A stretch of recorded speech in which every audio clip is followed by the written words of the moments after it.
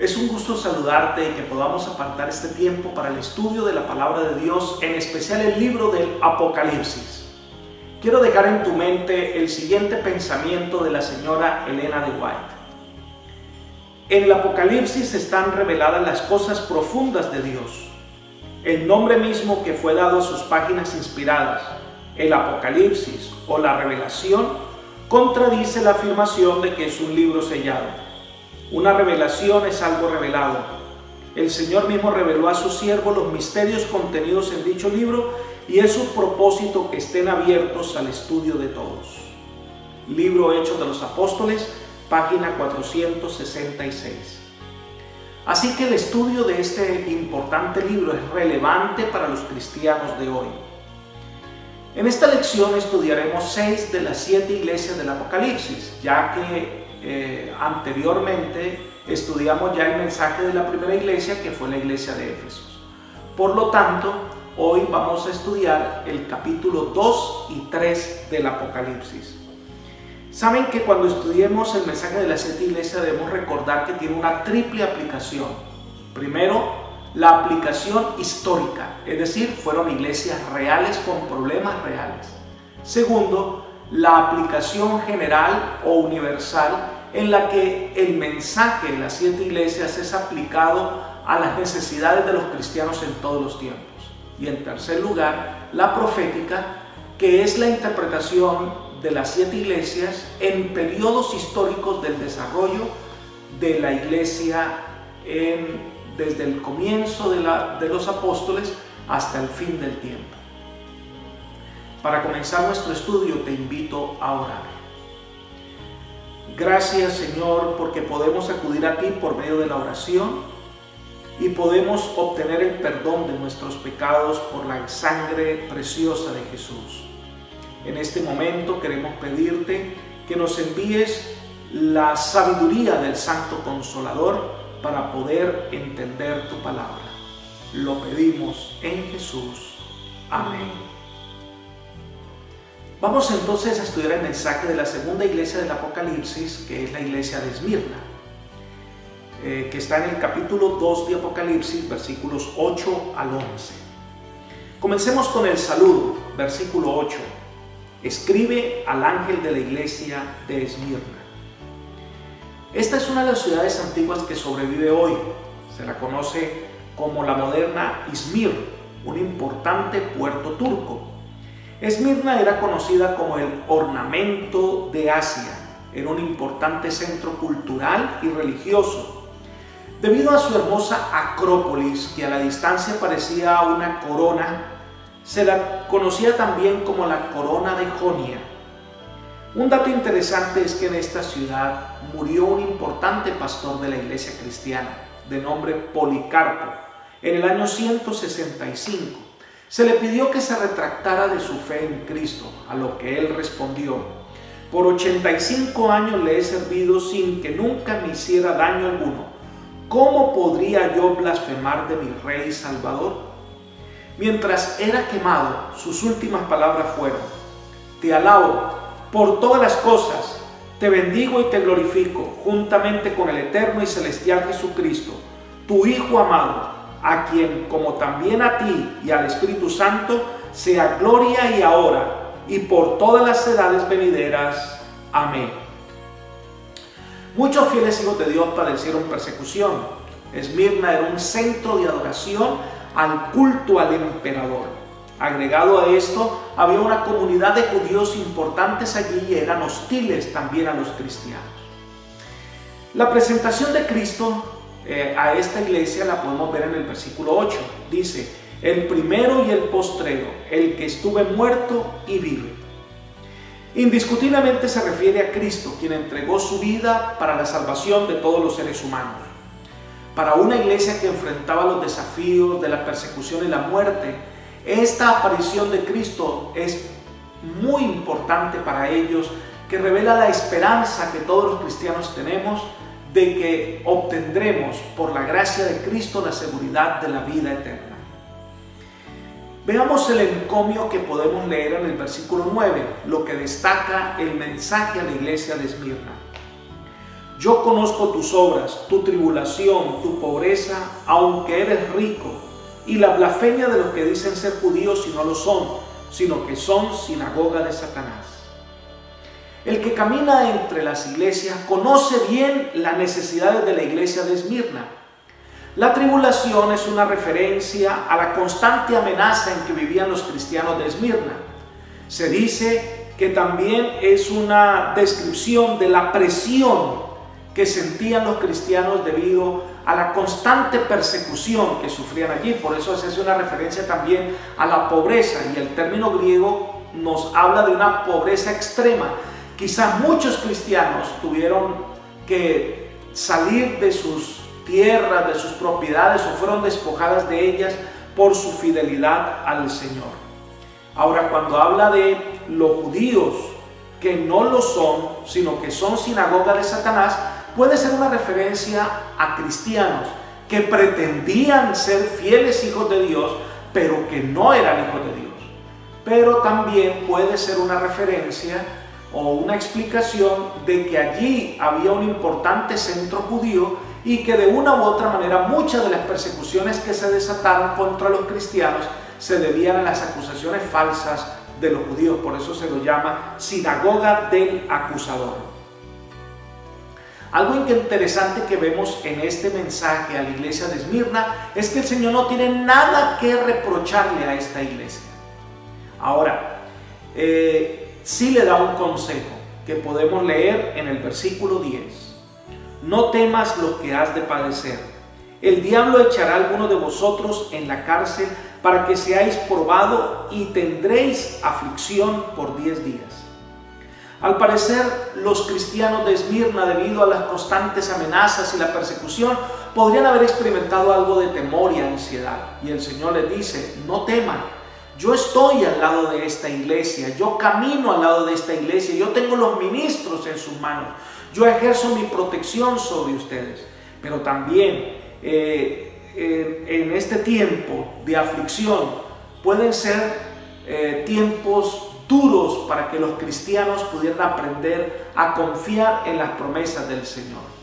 Los 10 días en los que hace referencia pueden ser 10 años de persecución intensa que iban a sufrir los cristianos debido a la imposición por Diocleciano y otros emperadores a la adoración del César como si fuera un dios. ¿Cuál es la promesa que el Señor le da a la iglesia de Esmirna? Podemos leer en los versículos 10 y 11. Sé fiel hasta la muerte y yo te daré la corona de la vida. El que tiene oído, oiga lo que el Espíritu dice a las iglesias. El vencedor no sufrirá daño de la segunda muerte.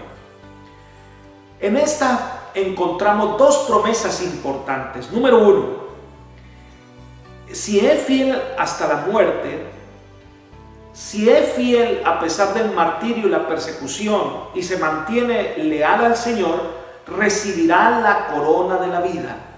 Esta es una guirnalda de triunfo, es la guirnalda de la victoria, es la guirnalda en la cual ellos van a recibir la vida eterna por herencia. Por eso dice, que es la segunda promesa, no tienen parte en la muerte segunda, que es la muerte eterna. Por el contrario, el que estuvo muerto y ahora vive, Él les garantiza a ellos la vida eterna.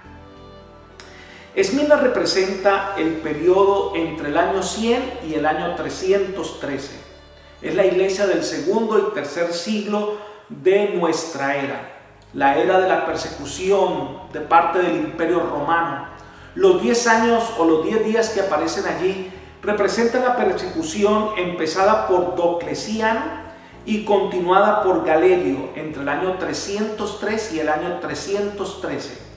En el año 313, siendo ya emperador Constantino, dio el famoso Edicto de Milán, donde pone fin a la persecución religiosa contra los cristianos.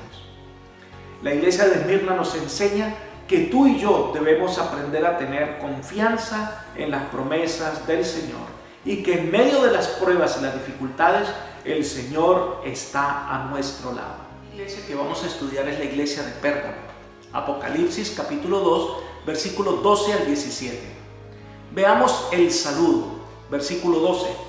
Escribe al ángel de la iglesia en Pérgamo. Su nombre significa elevación, ya que la ciudad se alzaba sobre una colina de unos 300 metros que la hacía inexpugnable. Era un centro cultural, tenía una biblioteca de 200.000 libros que competía con la de Alejandría. Además de eso, era un centro religioso muy importante. Habían templos dedicados a Atenea, a Dionisio y el más importante a Zeus, que fue dedicado a Esculapio. Se decía que en este templo ocurrían curaciones y milagros. Dentro del templo había una serpiente viva que era digna de adoración. De allí que sale el símbolo de la medicina, que son las dos serpientes enroscadas, que es la serpiente instruyendo al hombre. Pérgamo llegó a ser un centro muy importante, un centro considerado una ciudad real. ¿Cómo se presenta Cristo allí? Versículo 12. El que tiene la espada aguda de dos filos dice esto. El gobernante romano se quería con derecho a la espada, es decir, con la autoridad de decidir quién vivía y quién moría. Ahora Cristo se presenta como la autoridad absoluta del universo. Su gobierno sostiene el universo, su gobierno determina la vida o la muerte. ¿Cuál es el encomio reconocimiento de Cristo que hace sobre la iglesia de Pérgamo? Leamos el versículo 13. Yo conozco tus obras y dónde habitas, donde está el trono de Satanás. Pero retiene mi nombre y no has negado mi fe, ni en los días en que Antipas, mi testigo fiel, fue muerto entre vosotros, donde habita Satanás. El Señor conoce lo que realmente está pasando a la iglesia de Pérgamo, una ciudad que era el asiento del culto al emperador, y los cristianos pasaron muchas dificultades en este lugar. Sin embargo, parece ser que algunos cristianos, en nombre de la paz, en nombre de tratar de evitar ciertas situaciones incómodas, hicieron algunas concesiones, renunciando a algunos aspectos de la fe. Recuerden que los cristianos se sentían allí atraídos también por los cultos y ceremonias paganas. Pero muchos cristianos habían retenido su fe, se habían mantenido de parte del Señor. Esta es una etapa interesante en la historia del cristianismo. Se resalta, por ejemplo, el caso de Antipas, a quien llama el Señor mi testigo fiel, que puede ser una persona, o como algunos comentadores ven, la representación de muchos cristianos que ofrendaron su vida manteniendo la fidelidad al Señor. Algunos consideran que Antipas significa anti, que es en lugar de, y paz, que es, digamos, en la abreviación de padre, pero no existe ningún comentario que sostenga tal afirmación de manera contundente. ¿Cuál es el reproche que el Señor tiene para la iglesia de Pérgamo? Versículos 14 y 15. Pero tengo unas pocas cosas contra ti, que retienes ahí a los que retienen la doctrina de Balaam, que enseña a Balac a poner tropiezo ante los hijos de Israel, a comer cosas sacrificadas a los ídolos y a cometer fornicación. Y también tienes a los que retienen la doctrina de los nicolaitas, la cual yo aborrezco. Esta reproche tiene dos partes, aunque están relacionadas entre sí: Balaam y los nicolaitas. La primera, por supuesto, es Balaam. Recordemos la historia de Balaam. Balaam era un profeta. Balac lo mandó a llamar con el objetivo de que maldijera al pueblo de Israel mientras éste estaba a orillas del Jordán, próximo a entrar a la tierra prometida. Balac quería impedir que el pueblo de Israel prosperara. Le pidió a Balaam que maldijera a Israel, pero el Señor se lo impidió. Y como Balaam quería las riquezas que Balac le estaba ofreciendo, le aconsejó: no voy a poder maldecir a Israel, pero lo que puedes hacer es utiliza a las mujeres moabitas, utiliza el culto moabita y atráelos. Y de esta manera logró una tremenda apostasía. Si a esto le unimos el concepto de los nicolaitas, que era una de las herejías más peligrosas de aquella época, en la que sostenían que no importaba lo que se hacía con el cuerpo, lo importante era tener una teología correcta. Entonces nos encontramos con un tremendo problema que estaba enfrentando la iglesia de Pérgamo. ¿Cuál es el consejo? Versículo 16. Por tanto, arrepiéntete, pues si no vendré pronto hasta ti y pelearé contra ellos con la espada de mi boca. Dios llama a Pérgamo a reconocer su error, a arrepentirse, a confesar su pecado, a apartarse del mismo. Si no, el Señor vendrá con toda su autoridad, con la espada del juicio, con la espada de la palabra de Dios, a ejecutar la sentencia sobre ellos.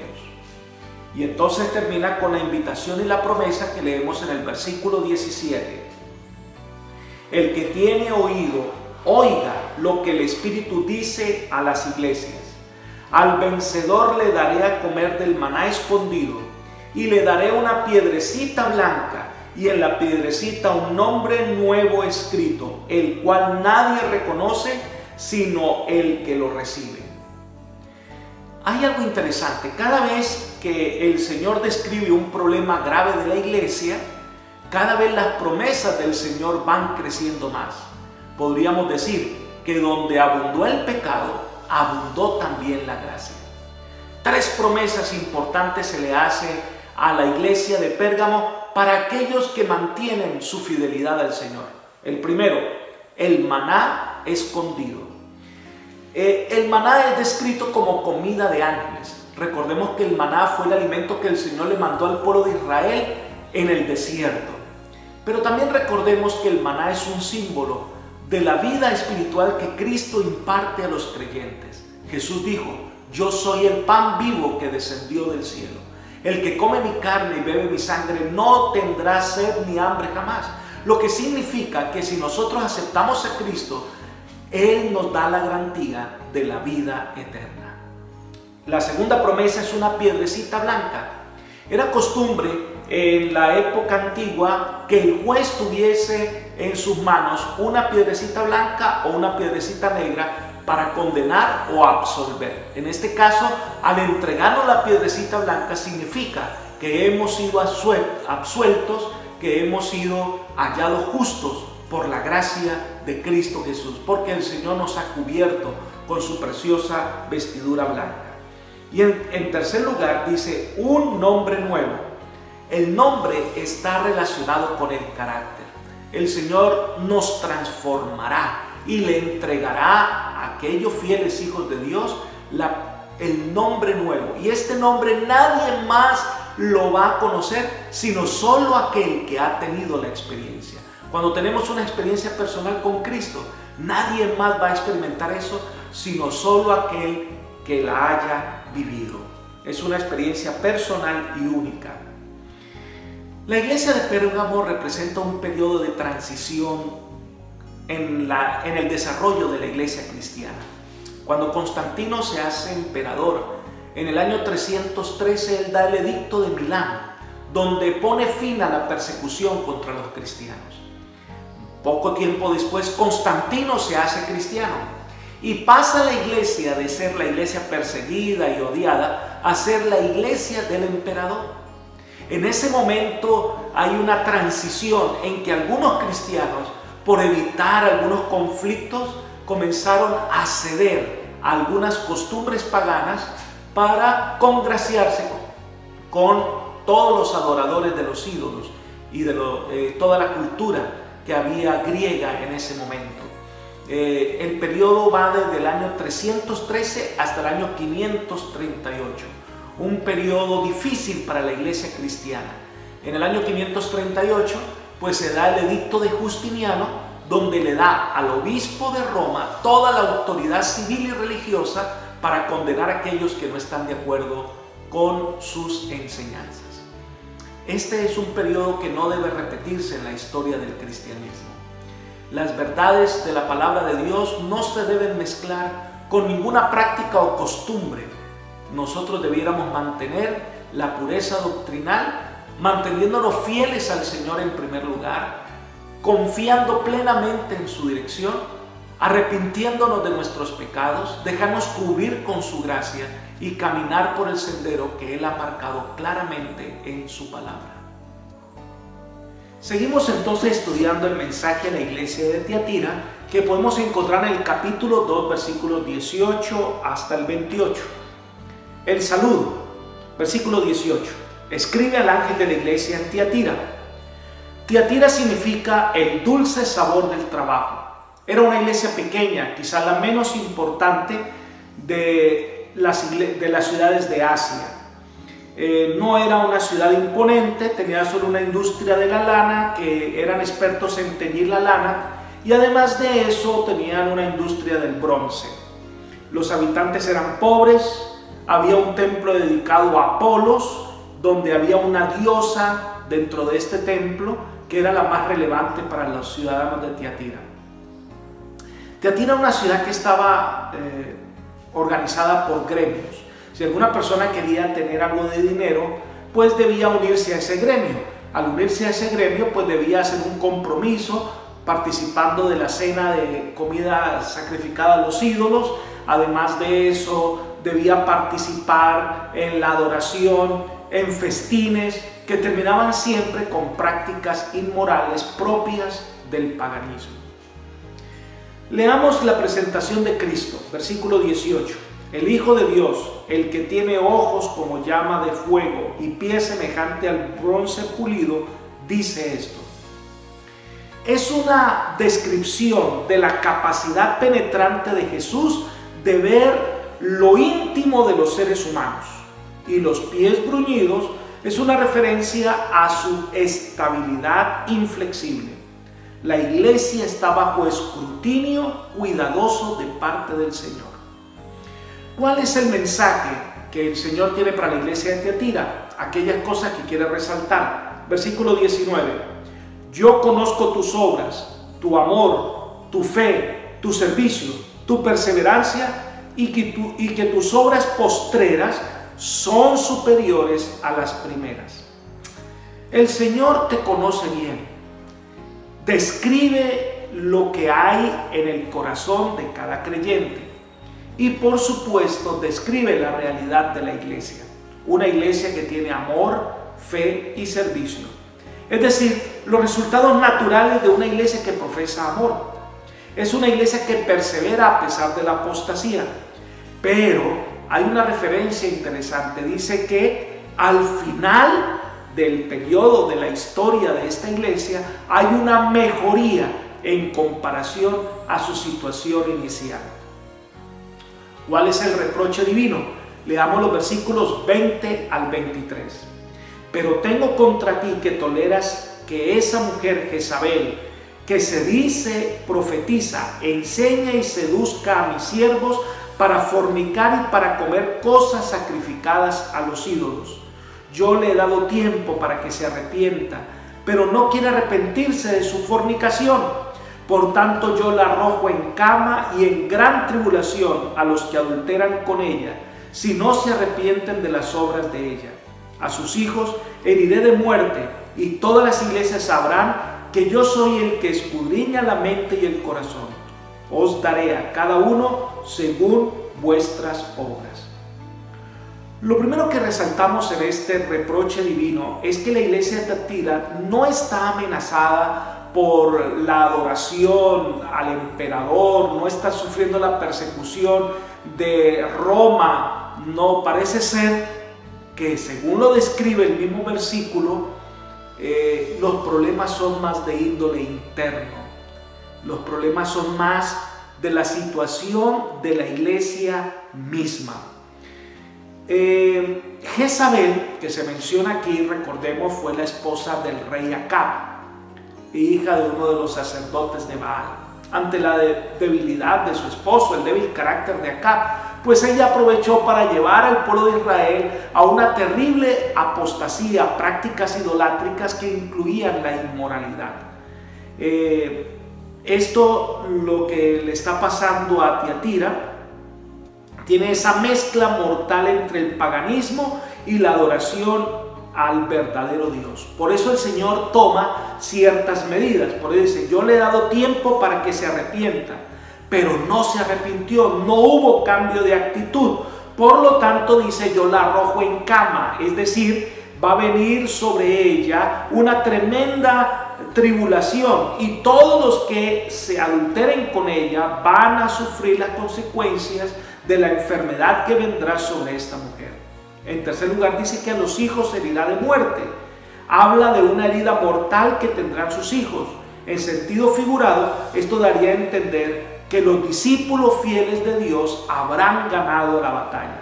En cuarto lugar, todas las iglesias sabrán, dice el versículo, que yo soy el que escudriña la mente y el corazón. Es decir, lo que le pase a Tiatira servirá de lección para todas las iglesias.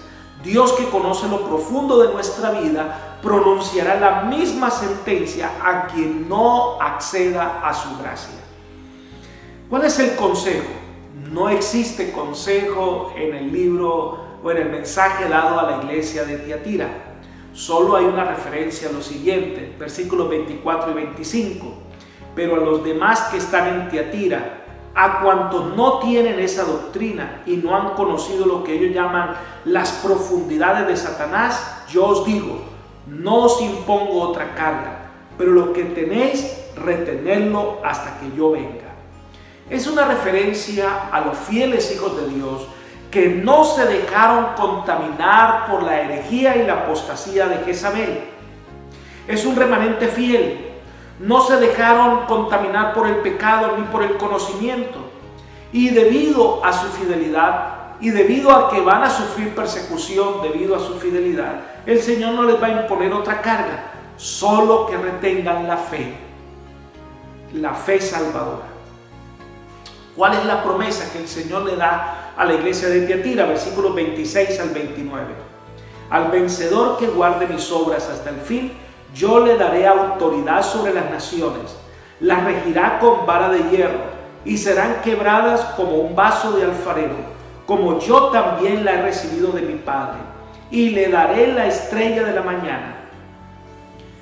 Hay promesas relevantes aquí. Número 1, autoridad sobre las naciones. Los vencedores serán redimidos y la promesa es que reinarán con Cristo por la eternidad y que, según la profecía de Daniel, ellos van a regir con vara de hierro a todas las naciones de la tierra. En segundo lugar, se le entregará la estrella resplandeciente de la mañana. Es decir, es un símbolo de Cristo. Es decir, ellos van a recibir al Maestro en su corazón y Él estará a su lado por siempre. ¿Saben? El periodo profético al que hace referencia la iglesia de Tiatira va desde el año 538, cuando el edicto de Justiniano le da autoridad al obispo romano de ejercer su poder en lo religioso y en lo político, y todo lo que se desató de ahí para adelante, en donde el cristianismo se mezcló con el paganismo, se dejó a un lado la Biblia, se aceptaron prácticas que no eran propias del cristianismo. Es el periodo de la apostasía papal, en donde los cristianos resultaron persiguiendo cristianos, y que va hasta el año 1517, con el triunfo de la Reforma comenzada por Wycliffe, Juan Hus, Lutero, Jerónimo Sarovanola y muchos otros más, que llevaron al pueblo otra vez a conocer lo que la palabra de Dios les mostraba con referencia a la salvación. Este es un periodo triste en la historia del cristianismo, cuando dejamos a un lado la palabra de Dios y hacemos las tradiciones de los hombres más importantes que la palabra de Dios. Es el momento de revisar que siempre sea nuestra única regla de fe y práctica el libro sagrado que el Señor nos ha dado.